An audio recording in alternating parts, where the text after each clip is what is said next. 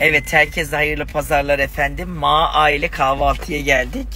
Az önce dedim ki arada dedim topluca böyle kahvaltıya gideriz. Millet bizi mutlu aile zannetsin. Diyorlar ki niye biz mutlu aile değil miyiz? Yani ben de isterdim böyle kaosun olduğu bir aile olalım. Kuzeydoğu yönünde ilerleyin. Ama herkes çok iyi anlaşıyor. Tam sola dönün. Günaydın hanımefendi. Tam sola dönün. Ardından İmran'ın sağa muhteşem dönün. gelinleri. Ocak yıkanlar. Sen merak et. Sırf biz konuşma. Hepsi birbirinden üçümüz- fena.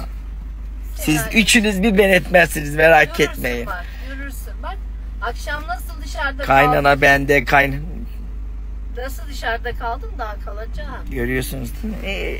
İnsan anası böyle oldu mu el kızı neler olur gitti. Ah benim halalarım olsaydı ben bu duruma düşmezdim de neyse. Ay,